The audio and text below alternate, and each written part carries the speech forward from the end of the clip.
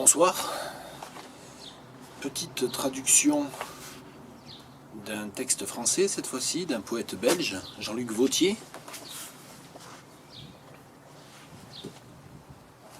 Tiré d'un recueil de poèmes rassemblés datant des années 1976-1993, intitulé Fruits de l'ombre, aux éditions L'Arbre à Parole. Je dédie cette traduction à tous ceux et toutes celles qui ont connu ce blouson rouge quand il était neuf. Ça remonte. Je crois que certains se reconnaîtront. Certaines et certains se reconnaîtront.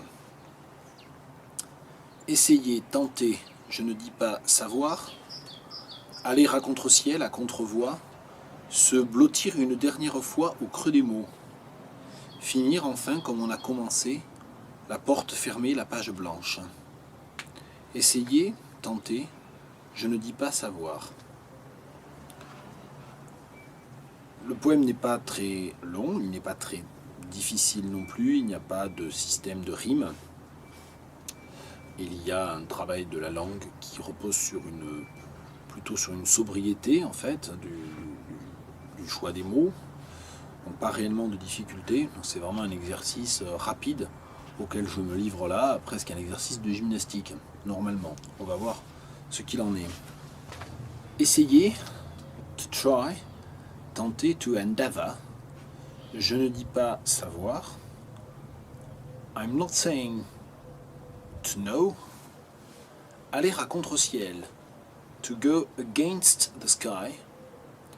Et là, évidemment, j'aplatis en utilisant une tournure qui est grammaticalement correcte, qui est tout à fait normale, on va dire, courante en anglais, alors que la formule à contre-ciel en français a un côté innovant et je suppose poétique ici, a une fonction poétique. Aller à contre-ciel, si je traduis par to go against the sky, je l'aplatis.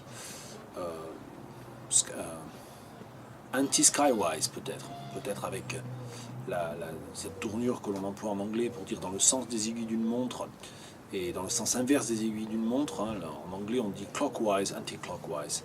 Anti-skywise peut-être. To go anti-skywise, à contre-voie, si je suis ma proposition, anti-voicewise, se blottir une dernière fois au creux des mots. To cuddle one last time. Alors au creux des mots, in the nest of words, peut-être avec l'ajout d'une image avec le nid. To cuddle. Et cuddle, c'est plutôt câliner d'ailleurs que se blottir. Je ne suis pas sûr ici de la traduction possible de se blottir. Bon, je vais garder to cuddle. Il y aura peut-être une amélioration, sans doute une amélioration, comme il arrive parfois dans les surtitres. One last time in the nest of words, in the womb of words, peut-être. Finir enfin, comme on a commencé, la porte fermée, la page blanche. Finir comme on a commencé, la porte fermée, la page blanche. La porte fermée et la page blanche sont compléments d'objet direct de commencer en fait. Donc finir, on peut le traduire par un verbe intransitif. To end, at last, like you began. The closed door, the blank page. Essayer, tenter, je ne dis pas savoir. To try, to endeavor. I am not saying to know. Et je ne suis pas très content de ce I am not saying pour je ne dis pas. Je me demande si ça ne serait pas mieux de dire which doesn't mean, qui serait plus usuel ici, qui correspondrait plus au sens profond du lien entre les deux premiers verbes à l'infinitif et le troisième. En revanche, le problème de ce which doesn't mean, c'est qu'il efface le jeu du poète. Or là, il est très important. Essayer, tenter, je ne dis pas savoir. Donc là, il y a une vraie question qui justement montre aussi les limites de l'exercice, même quand il est presque de pure gymnastique, quand je choisis un poème assez facile, rapide, sans réel problème de langue. C'est que néanmoins, on a ce genre de choix qui travaille pour le traducteur de poésie. C'est-à-dire qu'un énoncé extrêmement simple, je ne dis pas, on est pris entre deux traductions, la plus littérale possible, qui va restituer l'importance du locuteur, hein, donc ici de le jeu peut-être du proférateur, donc du poète, I am not saying to know, et qui donc au moins est fidèle à cette idée-là.